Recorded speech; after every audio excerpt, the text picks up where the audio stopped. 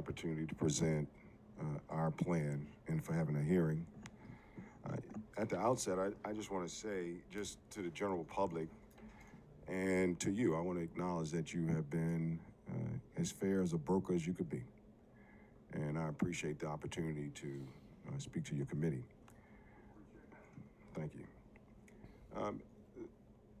What I'm going to do is I'm going to present a plan, but before I get into the plan and the specifics of our plan, I want to tell you how this plan came about. As you can see, you see GHDC, which is the Georgia House Democratic Caucus, and GSDC, which is the Georgia Senate Democratic Caucus, proposed Georgia congressional districts. That means that we both got together, the House and the Senate got together to propose this map. What you don't see, which I want the public to understand, is that every Democratic congressional member agrees to the plan that we have. And so with the point person for the Congress was Congressman Sanford Bishop, and we have spent way too much time this weekend on the phone. To Gina, to the Reapportionment Office, to Stuart, you guys, y'all know we spent a lot of time this weekend getting this together to be ready for today. And so there's a lot of folk who have been involved in this process. And so publicly, I want to say thank you. This map is not a map that James Beverly drew, that Leader Butler drew, that Congressman Bishop drew. What you're going to quickly understand pretty quickly, this is the illustrative map that the judge drew. This is it. No deviations. Not one block changed from the illustrative map that the judge said we should adhere to. No political gerrymandering. Not one block has been changed. Not one.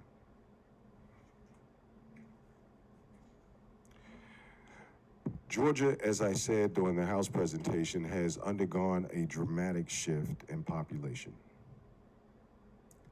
The judge recognized, I suspect, for the first time in history, that we have a special session going on right now where the judge ordered that 5 additional House seats should be majority black opportunity districts.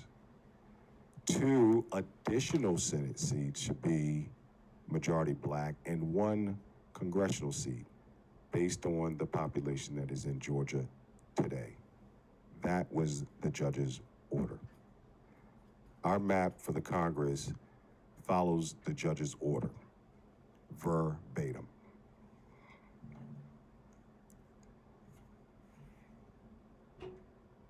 The map that the Senate majority map does not provide relief for the voters in the areas identified by the court as needing relief from vote dilution.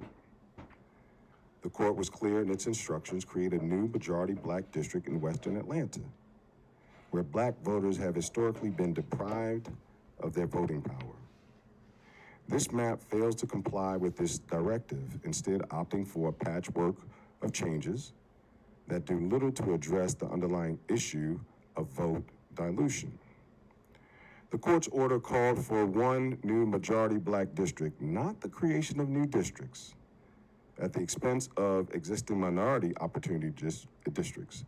Yet this map eliminates GA 07, a thriving minority opportunity district, to create a new majority black district that fails to represent the true diversity of this region. This map packs about 1,500,000 voters of color in the Atlanta metro area into 4 minority opportunity districts, who are currently in 5 minority opportunity districts. The court instructed the state to expand minority opportunity districts. This map, the Republican map, reduces them. Furthermore, this map unnecessarily impacts existing districts by significantly redrawing Atlanta metro area districts. This disruptive approach serves no purpose other than to consolidate power and dilute the voices of minority communities. Now, I want to get a little bit into the technical, into the weeds, if you don't mind. And the one, I won't bury the headline. We keep talking about the judge did not define opportunity districts. Now, I am not an attorney. I pray for y'all. But opportunity. As I've said, Mr. Chairman, or Mr. Leader, I'm sure that's a source of great joy to you. It is. I pray. But the truth of the matter is, opportunity districts are defined. And they're defined in case law. And they're defined. Bartlett versus Strickland, 2009, defines what it is.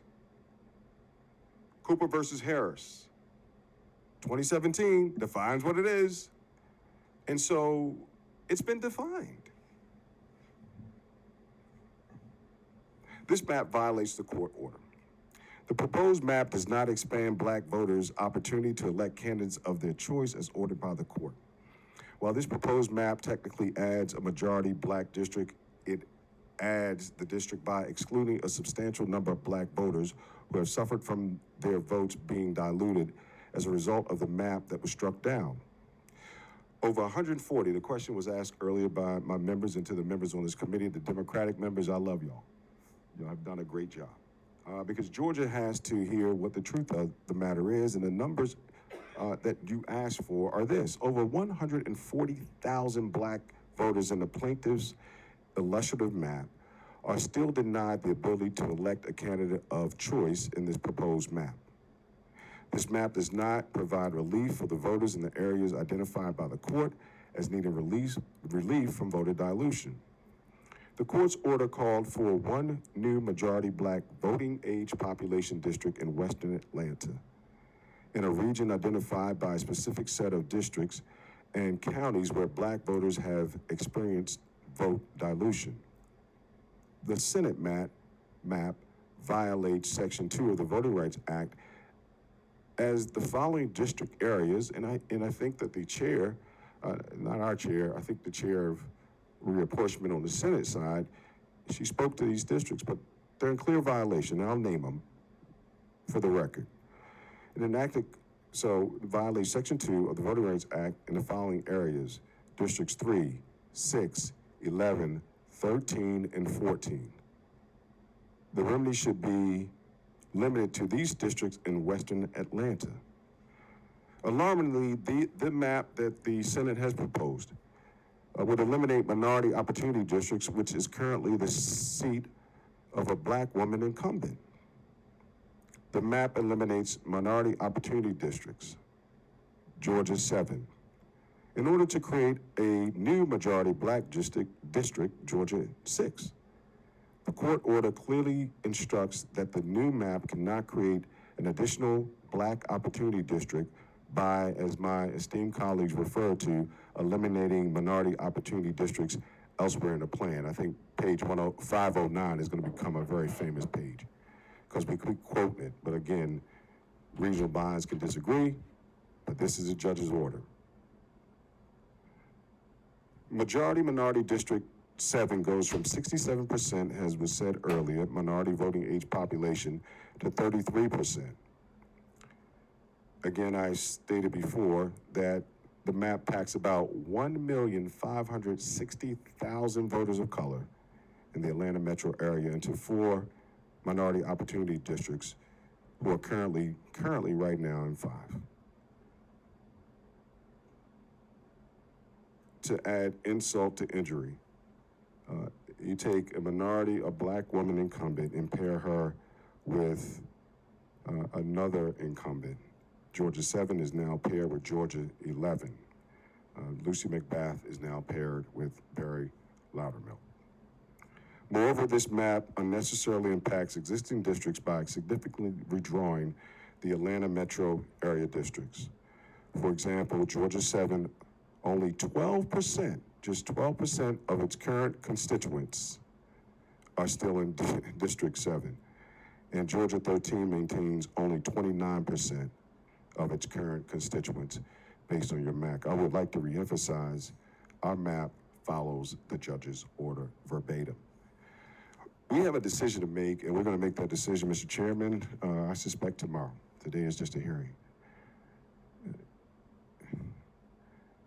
This is our house.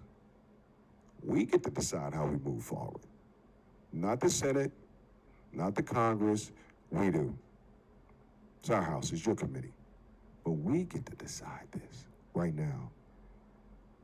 What I would ask is that we would substitute the map that we did that follows the judge's order verbatim. Substitute the GHDC, GSDC map for the Republican proposed map, and let's together say, yes, black people in the state of Georgia will have representation today. Mr. Speaker, I yield this mic, and I'd like to, y'all see the map, and I'd like to ask for favorable consideration. I know it's a hearing tomorrow.